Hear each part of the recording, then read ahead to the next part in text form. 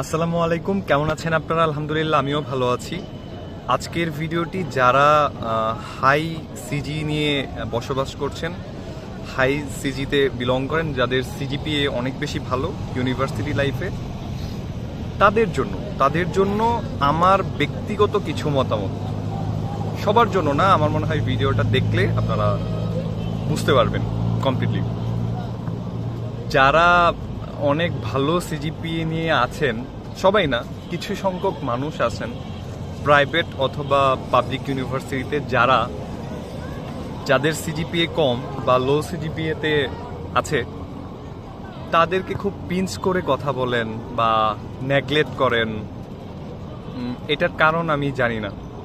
হয়তো আপনার মধ্যে ওই একটা ধারণা আছে, যেই ধারণাতে আপনি বসবাস করেন, ওই জন্য হয়তো আপনি বিষয়টা করে থাকেন।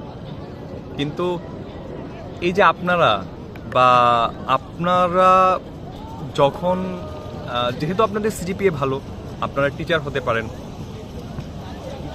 যখন আপনারা টিচার হন, এই মানসিকতা নিয়ে, আমি সবাইকে বলছি না, প্রথমেই বলে নিয়েছি, এই মানসিকতা নিয়ে যখন আপনারা শিক্ষকতা পেশায় যান, তখন আপনাদের এবং আপনাদের মতো সিনিয়রদের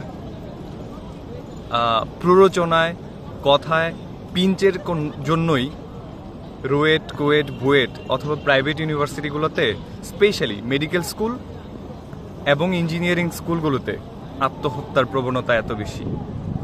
আপনারা একদিন দুই দিন করেন, এটা এক মুখ থেকে দুই মুখ, দুই মুখ থেকে তিন মুখ, তিন মুখ থেকে চার মুখ, এই করতে করতেই বড় আকার ধারণ করে। ওই জন্য ওই যে বুয়েটের ক, রুয়েটের খ, আরেক জায়গার আরেকজন, কত মায়ের বুক খালি হচ্ছে। মানে মিনিমাম ভাবনাটুকু আপনাদের নাই যে এটার শেষ পরিণতিটা কি হয়। আপনার প্রথমে জানতে হবে আপনি একজনকে পিঞ্চ করতে পারেন, ইটস ওকে, এটা আপনার রাইটস আছে, নাহলে তো এই পিঞ্চ ওয়ার্ডটাই পৃথিবীতে থাকতো না। হ্যাঁ আছে।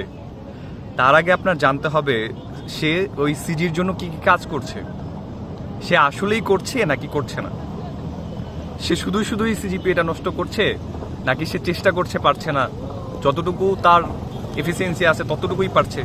এই বিষয়টা জেনে তারপরে আপনার পিঞ্চ করা উচিত। হ্যাঁ, আপনি করতে পারেন, তার ভালোর জন্য আপনি করতে পারেন, সেটা প্রাইভেটলি করতে পারেন, 20 জনের সামনে আপনি করতে পারেন না, এই অধিকার আমার মনে হয় আপনার নাই। এবং আপনাদের জন্যই, আমি কমপ্লিটলি বলবো, আপনাদের জন্যই এগুলো হচ্ছে। খবর নিয়ে দেখেন।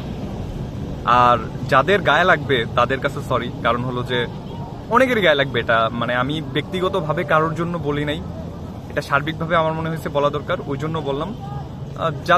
যারা কষ্ট পাবেন তাদের জন্য আন্তরিকভাবে দুঃখিত আমি। ধন্যবাদ সবাইকে ভিডিওটি দেখার জন্য।